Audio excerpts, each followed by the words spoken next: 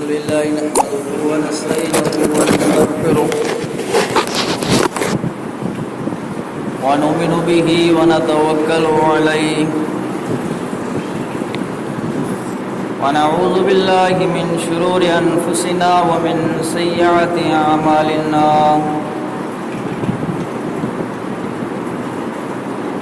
من يهده الله فلا مضل له ومن يضلل فلا هادي له ونشهد أن لا إله إلا الله وحده لا شريك له ونشهد أن محمدا عبده ورسوله الذي أرسله بالحق بشيرا ونذيرا وداعيا إلى الله بإذنه وسراجا منيرا أما بعد فإن خير الحديث كتاب الله وخير الهدي هدي محمد صلى الله عليه وسلم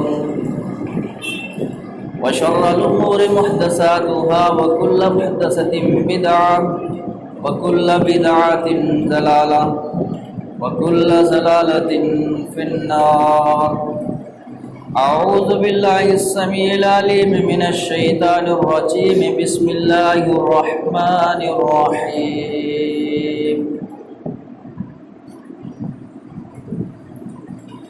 الف لام میم ذلك الكتاب لا ريب فيه هدى للمتقين. وقال النبي صلى الله عليه وسلم قال رب اشرح لي صدري ويسر لي امري واحلل عقدة من لساني يفقهوا قولي رب زدني علما.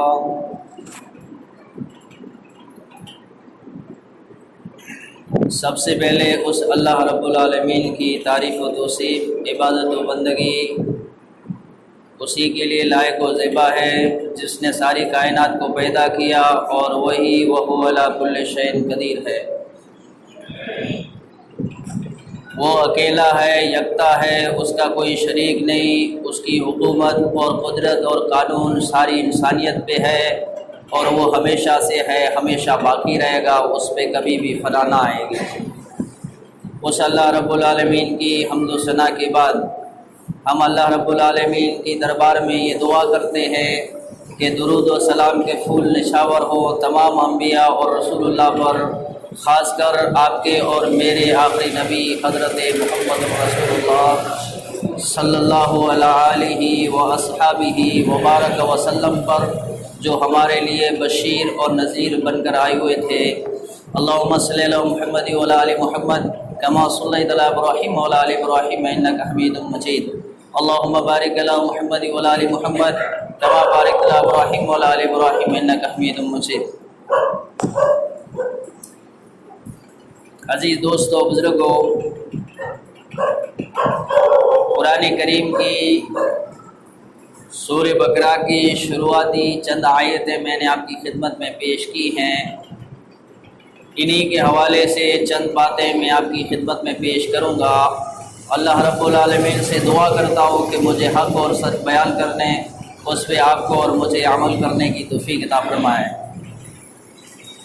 یہ بیان کرنے کی نوبت اس لیے آئی کہ آپ لوگ جانتے ہو اس وقت جو ماحول برپا ہے وہ اس اللہ رب العالمین کے کلام پر جن لوگوں نے الزامات لگائے یا اس کو غلط انداز میں پیش کیا، اکثر ان چیزوں سے ہمارے بھائی مسلمان بھی ناواقف رہتے ہیں. میں نے سوچا کہ چند ایسی باتیں آپ کی خدمت میں پیش کی جائیں جو انشاءاللہ اس دنیا میں جب تک ہم زندہ ہیں تب تک ہمارے لیے فائدہ مند ہو، اور مرنے کے بعد ہمارے لیے یہ صدقہ جاریہ بن جائیں. آمین. سب سے پہلے اللہ تبارک و تعالیٰ فرماتا ہے الف لام میم. یہ حروف جو ہے یہ مقطعات ہے، ان کی معنی اور مفہوم اللہ کے علاوہ کوئی نہیں جانتا. ذالکل کتاب لا ریب فیہ، یہ قرآن کریم اللہ تبارک و تعالیٰ کی وہ کتاب ہے جس میں ذرہ برابر بھی شک نہیں ہے اور شک کی گنجائش ہی نہیں ہے۔ اللہ پہ ایمان رکھنے والا مومن اور مسلمان کبھی بھی اس میں شک نہیں کر سکتا، اور اگر شک کرتا ہے تو وہ مومن اور مسلمان نہیں ہے۔ ھدی للمتقین، اور یہ متقیوں کے لیے ہدایت ہے۔ دوسری جگہ پہ اللہ تبارک و تعالیٰ فرماتا ہے شہر رمضان الذی انزل فیہ القرآن ھدی للناس، ہم نے رمضان کے مہینے میں اس کتاب کو اتارا جو ساری انسانیت کے لیے ہدایت، ھدی للناس یعنی سارے انسانوں کے لیے۔ اس میں اللہ تبارک و تعالیٰ کسی مومن کو مسلمان کو نہیں کہہ رہا ہے، بلکہ جتنی بھی انسانیت ہے سب کے لیے قرآن ہدایت ہے، رحمت ہے۔ اور تیسری جگہ پہ اللہ تبارک و تعالیٰ فرماتا ہے انا نحن نزلنا الذکر وانا لہ لحافظون۔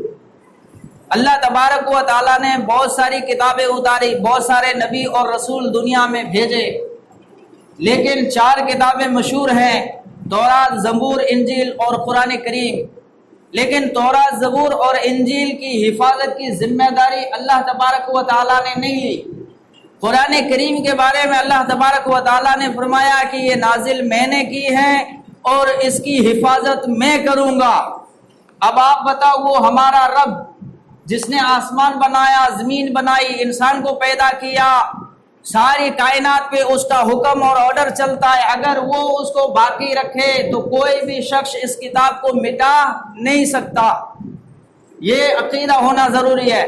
لیکن من را منکرن فلن یغیر بیدہ، اس حدیث کے مطابق کہ اگر کوئی بھی تمہاری دارمی کتاب پر اس کے خلاف بولتا ہے تو اگر تمہارے پاس ہاتھوں میں طاقت ہے تو اس کو روکو، ہاتھ کی طاقت نہیں تو زبان سے بولو، زبان کی طاقت نہیں تو دل میں برا سمجھو۔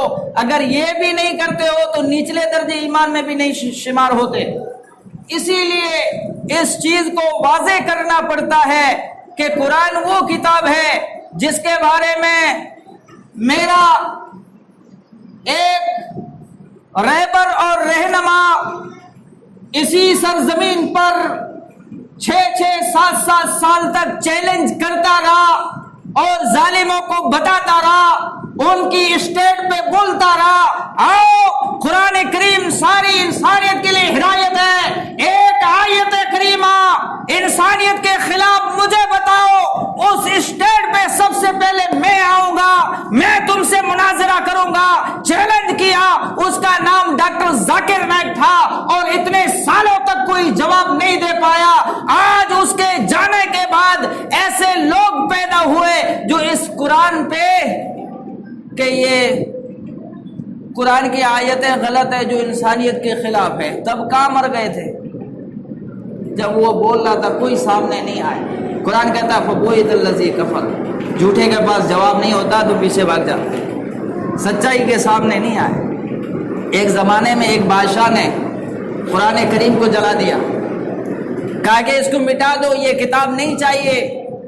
رات کی تاریخی میں سادے ڈریس میں بادشاہ چکر لگانے لگا مسلمان کی گلیوں سے، ایک چھوٹا سا بچہ قرآن کریم کی تلاوت کر رہا تھا، اس کو بلا کے پوچھتا ہے کہ بادشاہ کا حکم تھا، قرآن کو ختم کر دیا گیا، مٹایا گیا، آپ نے یہ قرآن کہاں سے لیا، کہاں سے پڑھ رہے ہیں؟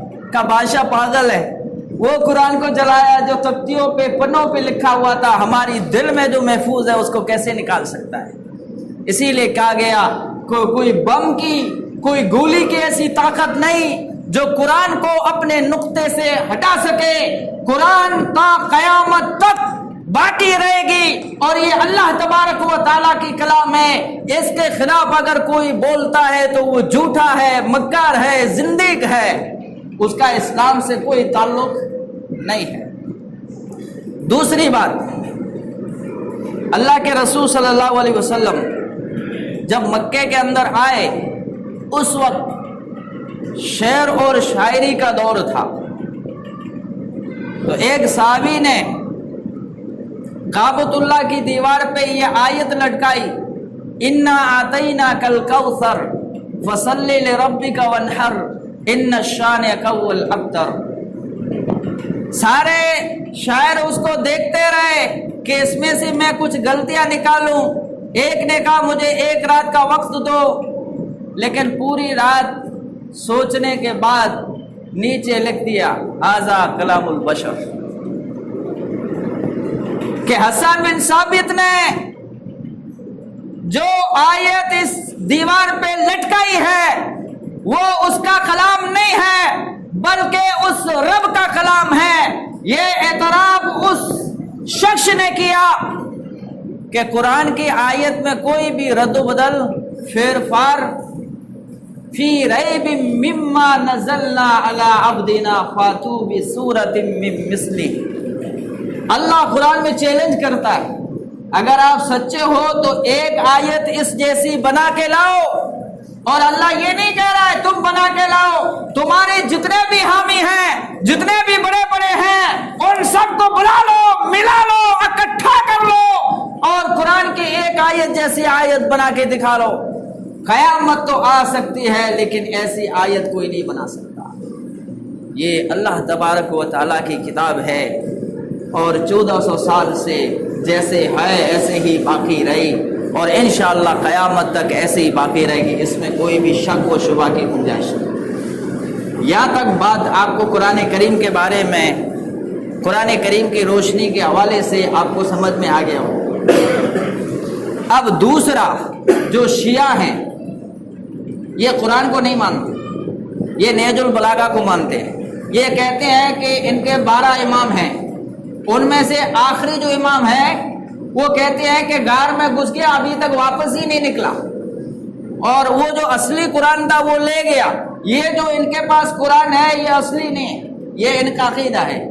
اس کے لیے آپ دیکھیے علامہ احسان الہی ظہیر رحمۃ اللہ علیہ، اللہ تبارک و تعالیٰ کروڑوں رحمت اس پہ فرمائے، سب بولو آمین۔ اللہ تبارک و تعالیٰ کے اس بندے نے ایک کتاب لکھی شیعہ و اہل بیت، یعنی شیعوں کا رسول صلی اللہ علیہ وسلم کے گھرانے کے بارے میں ان کا کیا ارادہ، کیا عقیدہ ہے، اس پہ پوری موٹی کتاب ہے، الحمدللہ ہماری لائبریری میں موجود ہے، آپ چاہو تو اس کو پڑھ سکتے ہو، اس میں پورے حوالے دیے گئے ہیں۔ لیکن الحمدللہ آج یہ لوگ آ کے اس کا بائیکاٹ کیا جو خود شیعہ تھا اور شیعوں کا رہبر تھا۔ ہم نے کہا اللہ تم لوگوں کو ہدایت نصیب کرے جس نے اس انسان کا بائیکاٹ کیا اور اس کے خلاف ایپلیکیشن جاری کی۔ سمجھ میں آ رہا ہے کیوں؟ وہ جانتا ہے حق کیا ہے۔ آج کے دور میں کوئی چیز مشکل نہیں ہے، ہمارے بہت سارے بڑے بڑے علماء اکرام نے ان چیزوں کو آسان کر دیا، ایک ہی کتاب میں اس چیز کو بند کر دیا۔ دوسرا الزام آج کے دور میں جو اس ظالم نے لگایا ہے وہ برداشت کے قابل نہیں ہے اور کوئی بھی مومن اور مسلمان برداشت نہیں کر سکتا۔ ایسے شخصیتوں کا نام لے کے ان کو ٹارگٹ کیا گیا ہے اور وہ شخصیت کوئی معمولی نہیں ہے۔ ایک کا نام ہے ابو بکر صدیق رضی اللہ تعالیٰ عنہ، دوسرے کا نام ہے عمر فاروق رضی اللہ تعالیٰ عنہ، تیسرے کا نام ہے عثمان رضی اللہ تعالیٰ عنہ۔ اور کہتے ہیں کہ انہوں نے قرآن میں پھیر پھار کیا ہے، آیتیں ملائی ہیں، یہ اصلی قرآن کو جو تھا ان میں سے زیادہ بڑھایا ان لوگوں نے ہے، یہ ان کی پالیسی ہے۔ حضرت عمر کہہ رہے ہیں اللہ کے رسول صلی اللہ علیہ وسلم کے پاس کہ اللہ کے رسول شراب خراب چیز ہے، بند ہو جانی چاہیے۔ اللہ نے کہا، اللہ کے رسول صلی اللہ علیہ وسلم نے کہا عمر یہ تو اللہ تبارک و تعالیٰ کے قانون ہے، جب تک اللہ کوئی چیز نازل نہیں کرتا، حکم نہیں کرتا، ما ینطق عن الہویٰ ان ہوا الا وحی یوحیٰ، میں اس میں رد و بدل نہیں کر سکتا۔ اور اللہ کو یہ عمر کی رائے پسند آئی، کہا لا تقربوا الصلاۃ انتم سکارا، शराब पियो लेकिन उस वक्त मत पी, नमाज मत पढ़ो शराब पी के।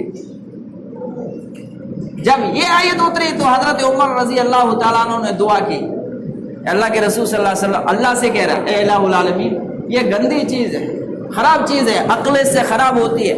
आप कह रहे पियो लेकिन नमाज की हालत में मत पियो, हराम करना है तो एकदम हराम कर दो। अल्लाह ने दूसरी आयत उतारी उमर की राय के मुताबिक कि आज के बाद शराब का एक कतरा भी पीना हराम है और एक घूंट भी पीना हराम है। शरीयत इस्लामिया में उसकी हुदूद जारी है, उसकी सजा कायम कर दी, वो मैं बता चुका हूं। आप ये बताओ, रसूलुल्लाह के दौर के अंदर जब अल्लाह के रसूल सल्लल्लाहु अलैहि वसल्लम उस कलाम में रद्दो बदल नहीं कर सकते, हजरत उमर कह रहे हैं, लेकिन अल्लाह को ये बात पसंद आई, अल्लाह ने नाजिल की, फिर आप कैसे कह सकते? दूसरी बात, जब अल्लाह के रसूल सल्लल्लाहु अलैहि वसल्लम का इंतकाल हुआ, उस वक्त हजरत उमर ने कहा, अगर कोई शख्स ये कहेगा कि अल्लाह के रसूल सल्लल्लाहु अलैहि वसल्लम का इंतकाल हो चुका है तो मैं उसकी गर्दन उड़ा दूंगा। ये ऐसा माहौल हो गया। लेकिन हजरत अबू बकर सिद्दीक आए और कहा, वमा मुहम्मदुन इल्ला रसूल कद खलत मिन क़ब्लिहि रुसूल अफ़ इन माता औ क़ुतिला इंक़लबतुम। नबी सल्लल्लाहु अलैहि वसल्लम तो एक नबी है, अगर वो जंग में शहीद हो जाए या कत्ल कर दिए जाए तो क्या आप अपने दीन को छोड़ दोगे, पीछे मुड़ जाओगे? जो ऐसा करेगा अल्लाह को कोई भी नुकसान नहीं पहुंचाएगा। हजरत उमर कहते हैं, कुरान मैंने भी पढ़ा था, लेकिन जब हजरत अबू बकर ने ये आयत पढ़ी तो मुझे ऐसा महसूस हुआ कि आयत अभी अभी नाजिल हो रही, और जब आयत सामने हो गई तो रुजू कर लिया, अपना गुस्सा खत्म हो गया, अपनी राय तोड़ दी। ऐसे शख्स के बारे में कहते हो कि वो मिलाता है और कहते हैं मौला अली, हजरत अली रजी अल्लाह तआला अन्हु पे जुल्म किया, उनको आगेवानी नहीं दी, लेकिन तो अली रजी अल्लाह तआला अन्हु ने अपनी बेटी हजरत उमर को क्यों दी? हजरत उमर रजी अल्लाह तआला अन्हु हजरत अली के दामाद थे। बतलाओ, ऐसा आदमी अगर आप समझते हो तो आपके घराने जिसको माना जाता है, जिनको शिया सबसे ज्यादा मुअज़्ज़िज़ हजरत अली को मानते हैं, उसने अपनी बेटी हजरत उमर को क्यों दी? हजरत अली रजी अल्लाह तआला अन्हु को क्यों दी? हजरत अली की बेटी हजरत उमर को क्यों दी? यह तो उनका भी अकीदा है। और रही बात बेटी की, तो सुनो, हजरत उस्मान रजी अल्लाह तआला अन्हु को अल्लाह के रसूल सल्लल्लाहु अलैहि वसल्लम ने 2 बेटियां दी, उनका कोई मकाम नहीं है। एक दिन हजरत अबू बकर सिद्दीक आए, हजरत उमर फारूक आए, नबी सल्लल्लाहु अलैहि वसल्लम लेटे हुए थे, इजाजत मांगी, अंदर इजाजत मिली, आ गए। हजरत उस्मान आए, का कौन है? का उस्मान हूं। का रुक जाओ। रुके, अल्लाह के रसूल उठे, कपड़ा सही किया, बिस्तर को झाड़ा, फिर का उस्मान आओ। माई आयशा सिद्दीका तैयबा ताहिरा रजी अल्लाह तआला अन्हा कहती हैं कि अल्लाह के रसूल सल्लल्लाहु अलैहि वसल्लम, मेरे बाप अबू बकर आए, आप ऐसे लेटे हुए थे, मेरे चचा उमर आए, आप ऐसे लेटे हुए, उस्मान आए तो उस्मान की इतनी इज्जत। आयशा, उस शख्स की मैं इज्जत क्यों ना करूं जिसकी हया अल्लाह के फरिश्ते करते हैं? बतलाओ, ऐसा शख्स जिसकी हया अल्लाह के फरिश्ते करते हो, नबी सल्लल्लाहु अलैहि वसल्लम उसका एहतराम करता हो, क्या वो शख्स अल्लाह के रसूल के दीन को बदलेगा? वो शख्स कभी सोचा जा सकता है? जब हजरत उस्मान को बागियों ने कत्ल किया, 40 दिन तक खाने पीने की कोई चीज नहीं दी। हजरत अबू हुरैरा कहते हैं कि आपके 60,000 फौजी मक्का में मौजूद हैं, मैं उनको खत लिखता हूँ, वो आके आपको छुड़ाएंगे। अबू हुरैरा, 60 तो ठीक है, मैं 60 आदमियों को भी मेरी हिफाजत के लिए नहीं बुलाता, उस्मान के लिए नहीं, अपनी जान मत देना। और उस्मान ये जानता था कि उस्मान मोहम्मद सल्लल्लाहु अलैहि वसल्लम के शहर में किसी मुसलमान का खून बहाना नहीं चाहता। मैं मर जाऊं, आपको लड़ना है तो अल्लाह के खातिर लड़ना, उस्मान के लिए अपनी जान मत देना। 40 दिन तक उसी हालत में रहे। لیکن عثمان نے اس نبی صلی اللہ علیہ وسلم کے شہر میں خون و خرابہ نہیں کیا، اپنا قانون نہیں جلایا، اپنی حکومت کو نہیں جتایا۔ اس وقت جب ان کی فیکٹریاں نہیں تھی، یہ سائنس عروج میں نہیں تھی، اس وقت اپنے جیب سے خریدے ہوئے 5000 نوکر اگر کسی کے تھے تو عثمان ابن عفان رضی اللہ تعالیٰ عنہ کے تھے۔ اتنا کاروبار پھیلا ہوا تھا، لیکن آخری وقت میں کہتا ہے اللہ تو گواہ رہنا، اس اونٹ کے علاوہ عثمان غنی رضی اللہ تعالیٰ عنہ کی عدالت میں، ان کی ملکیت میں کوئی بھی ملکیت باقی نہیں ہے۔ یہ اونٹ بھی میں نے اپنے لیے نہیں رکھا بلکہ کعبے کا حج کرنے کے لیے رکھا۔ جا رہا ہے، بتلاؤ مسجد نبی کی زمین کس نے خریدی اور مسلمانوں کے لیے وقف کس نے کیا؟ کہا عثمان تم تھے۔ بتلاؤ جرما کا کنواں یہودیوں سے لے کے مسلمانوں کو پانی وقف کس نے کیا؟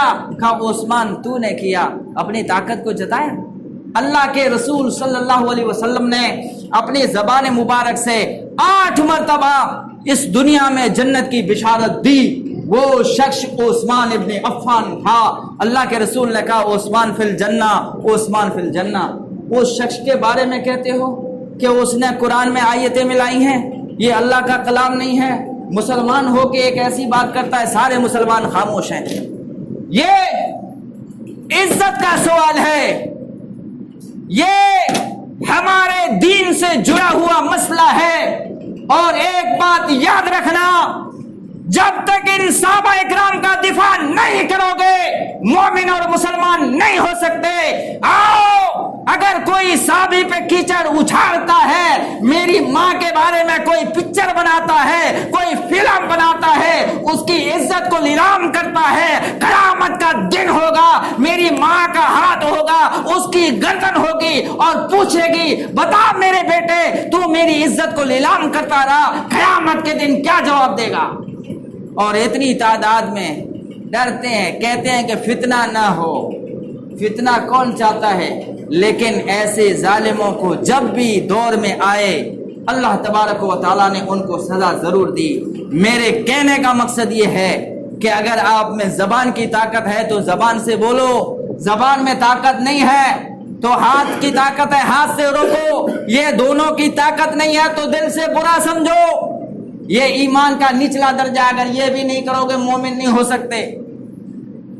حضرت عمر رضی اللہ تعالیٰ عنہ اتنے بڑے بادشاہ تھے، اتنے بڑے امیر تھے، لیکن جب کعبے کے اندر آ رہے ہیں اس وقت باری آئی نوکر کی اونٹ پہ بیٹھنے کی، اور عمر کی باری آئی اونٹ کی مار کو پکڑ کے لے کے چلنے کی۔ غلام کہتے ہیں، حضرت عمر کہتے ہیں اوپر بیٹھ جا۔ غلام کہتا ہے آپ بادشاہ ہو، امیر المومنین ہو، لوگ کیا دیکھیں گے کہ نوکر اونٹ پہ بیٹھا ہوا ہے، عمر اس کی مار تھامے ہوئے آ رہا ہے، یہ آپ کی بے عزتی ہو جائے گی۔ کہا عمر اللہ کی عدالت میں ناانصافی نہیں کر سکتا، باری تمہاری ہے، تم بیٹھ جاؤ، کائنات دیکھے گی اس کی مار کو کھینچ کے آنے والا۔ لوگوں کو پوچھنا پڑتا تھا کہ مسلمانوں کا امیر اور خلیفہ کون ہے۔ لوگوں نے دیکھا تو تنگ رہ گئے کہ عمر اونٹ کی مار پکڑ کے آ رہا تھا اور غلام اونٹ پہ بیٹھا تھا۔ کعبے کا طواف کرتے ہوئے ایک شخص کو ایک بڑے آدمی نے تھپڑ مار دی۔ حضرت عمر رضی اللہ تعالیٰ عنہ کی عدالت میں آیا، کہا کہ ایک نے مجھے تھپڑ ماری، میرا پیر طواف کے وقت اس کے اوپر چڑھ گیا۔ حضرت عمر نے کہا بلاؤ۔ کہا آپ نے اس کو کیوں مارا؟ کہا ان غریبوں کو، فقیروں کو، بڑے لوگوں کی عزت کرنا نہیں آتی، میرے پیر کے اوپر پیر رکھ دیا اسی لیے میں نے اس کو تھپڑ ماری۔ حضرت عمر نے کہا طواف تم بھی کر رہے وہ بھی کر رہے، اگر پیر آ گیا تو کیا جرم ہوا، تو نے اس کو مارا کیا؟ اس غریب کو بولا جس طرح سے تم کو اس نے تھپڑ ماری ہے اس طرح سے اس کو تھپڑ مار، آج آسمان بھی دیکھے گا، زمین بھی دیکھے گی کہ عمر کا عدالت، عمر کا انصاف زندہ ہے۔ اور 1400 سال گزرنے کے بعد آج ہم یہ دعا کرتے ہیں کہ اللہ ہماری جماعت میں کوئی عمر جیسا بہادر پیدا فرما، کوئی عمر جیسا جانباز اور مجاہد پیدا فرما، تاکہ اسلام کو طاقت ملے اور وسیم رضوی جیسے نالائق پیدا نہ ہو سکیں۔ ہم یہ دعا کرتے، ہم یہ دعا کرتے. یہ بات یاد رکھنا, جس نے مائی عائشہ کی عزت اتاری, ان کے خلاف پکچر بنائی, ان کو ذلیل کیا, اور مومنوں کی ماں ہے. اور آج میں صاف کہہ دینا چاہتا ہوں, مسلم شریف کی حدیث کی روایت کے مطابق حضرت انس اس کے راوی ہیں. بتاؤ, میں ایک مثال سے سمجھانا چاہتا ہوں, اگر ہماری بہن کی, ہماری ماں کی کوئی عزت لوٹتا ہے, اس کا بیٹا زندہ ہے, اس کا باپ زندہ ہے, اس کا چچا زندہ ہے, اس کا ماموں زندہ ہے, تو کیا وہ چھوڑ دے گا؟ بتلاؤ, کیا وہ چھوڑ دے گا؟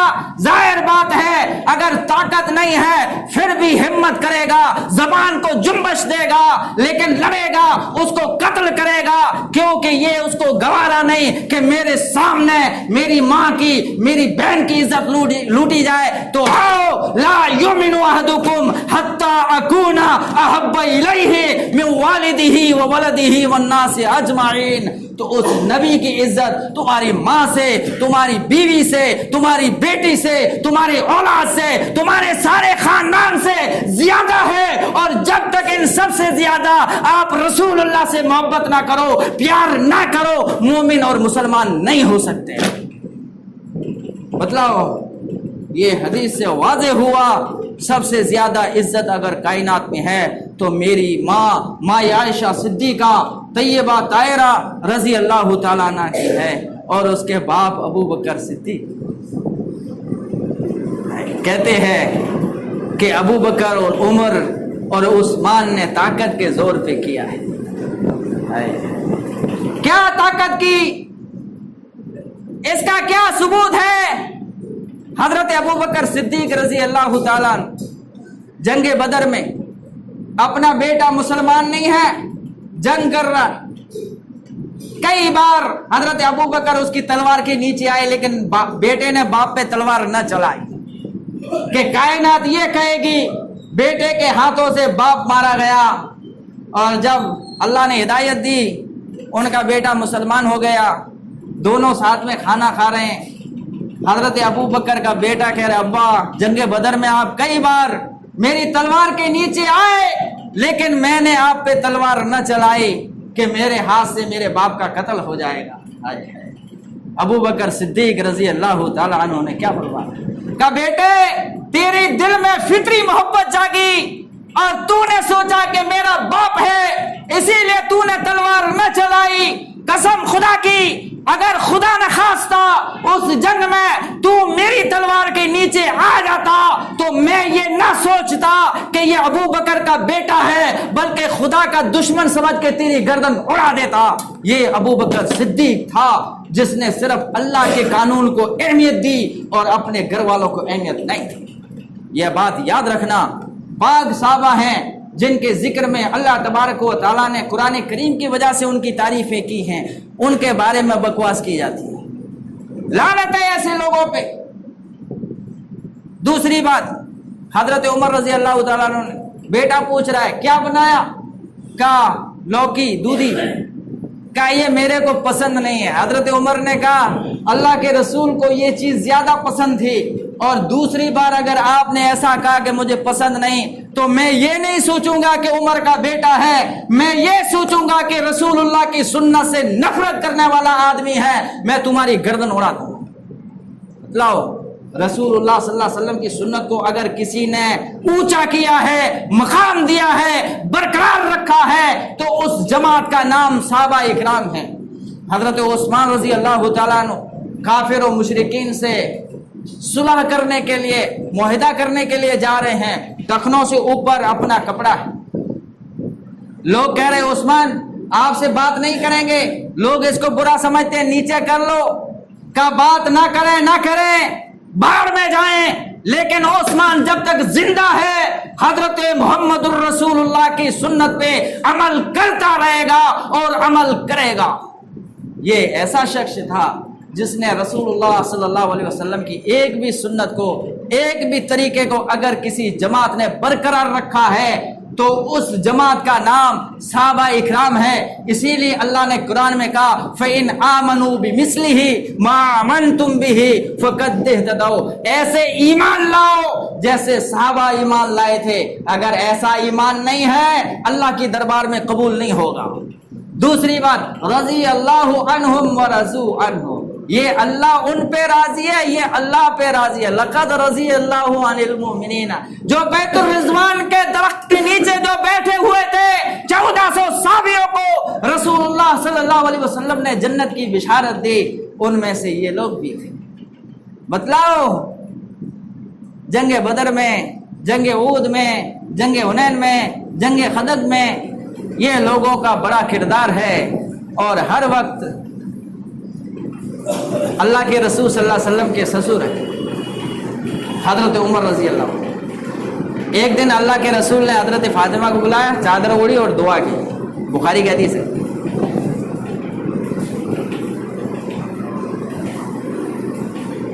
لیکن اللہ کے رسول نے اسی لیے کہا کہ میں یہ دعا کر رہا ہوں تاکہ میری بیٹی آل بیت میں شامل ہو جائے. اور حضرت عمر سے پوچھا گیا کہ آپ علی کی بیٹی سے نکاح کیوں کرنا چاہتے ہو؟ کہا میں اپنی خواہش اور مطلب کے لیے نہیں کرتا, میرا تعلق آل بیت میں ہو جائے, رسول اللہ کے گھرانے میں ہو جائے, اسی لیے میں کروں. مطلب یہ وہ شخص تھا جس نے رسول اللہ صلی اللہ علیہ وسلم کے قدموں پہ ہر چیز نچھاور کر دی. اس کا نام ابو بکر و عمر و عثمان اور علی رضی اللہ تعالیٰ عنہ تھا. یہ سسٹم ہم نے نہیں بنائی. اول نمبر پہ کہتے ہیں کہ اول نمبر علی کا ہونا چاہیے, چلو مان لیتے ہیں. بنایا کس نے؟ کہا اللہ کے رسول نے بنایا. بعد میں ان نے اپنی طاقت کی. اللہ کے رسول کی زندگی میں نبی کریم صلی اللہ علیہ وسلم کہہ رہے ہیں مرو ابا بکر فلیصلی بالناس. ابو بکر کو بولو کہ میرے مصلی پہ کھڑے ہو کے نماز پڑھائے. کیا اس وقت علی نہیں تھے؟ کیا عمر نہیں تھے؟ کیا عثمان نہیں تھے؟ کیا حسن و حسین نہیں تھے؟ اللہ کے رسول نے ابو بکر کا نام کیا, کون انکار کرے؟ ایک عورت نے کہا جس کا نام مائی عائشہ صدیقہ طیبہ طاہرہ رضی اللہ تعالیٰ کہ انہو رقیب قلبک لن یقومک مقامک. ابو بکر دل کے نرم ہیں, آپ کے مصلی پہ کھڑے ہو کے نماز نہیں پڑھا سکتے. عثمان کو کون نماز پڑھائے, علی کو کون نماز پڑھائے, عمر کو کون نماز پڑھائے رضی اللہ تعالیٰ. اللہ کے رسول نے کہا اگر اللہ اور اس کا رسول کسی کی امامت پہ راضی ہے تو وہ صرف ایک شخص ہے اور اس کا نام ہے ابو بکر صدیق. اور بخاری شریف کی روایت کے مطابق نبی کی زندگی میں 17 ایسی نمازیں رسول اللہ کی زندگی میں ابو بکر صدیق نے پڑھائی جو ان سارے صحابہ کا امام تھا. تو علی کو جب خلاف بولنا تھا اس وقت بولتا.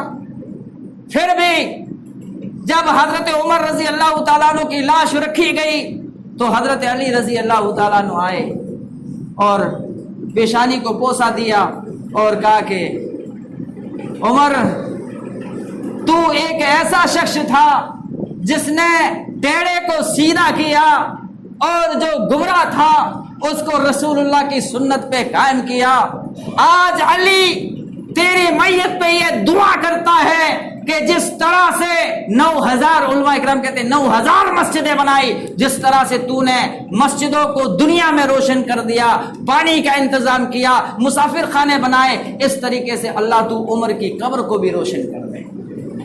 جو زندگی میں بھی نبی کے ساتھ تھا اور مرنے کے بعد بھی نبی صلی اللہ علیہ وسلم کے ساتھ اٹھے گا, حوض کوثر پہ بھی رسول اللہ صلی اللہ علیہ وسلم کے ساتھ ہوگا. تو میرے کہنے کا مقصد یہ ہے, یہ باتیں میرے کو ادھر ادھر سے بیان کر کے جوڑ کے ملا کے آپ کے سامنے رکھنے کی وجہ یہ ہے کہ یہ بتلاؤ یہ ایسے لوگ تھے جنہوں نے رسول اللہ صلی اللہ علیہ وسلم کے طریقے کو اس طریقے سے ان لوگوں نے عمل کیا اور سبق دیا. کیا ایسے صحابہ کے بارے میں کوئی مومن, کوئی ایمان رکھنے والا, کوئی غیر اور کافر بھی یہ نہیں سوچ سکتا, ان کے خلاف نہیں بول سکتا؟ ایک مسلمان ہو کے ایسا عقیدہ رکھتا ہے.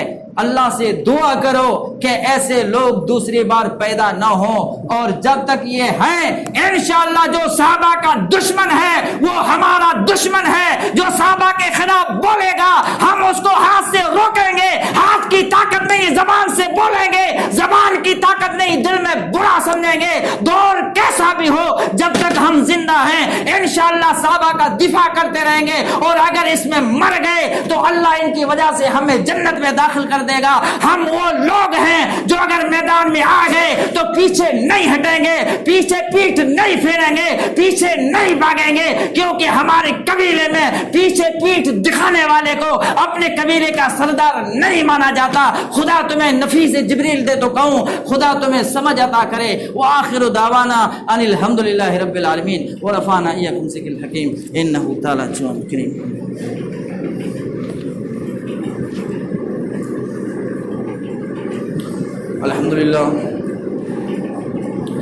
अल्हम्दुलिल्लाह नहमदुहु व नस्तईनुहु व नस्तगफिरुहु व नु'मिनु बिही व नतवक्कलु अलैहि व नऊज़ु बिल्लाहि मिन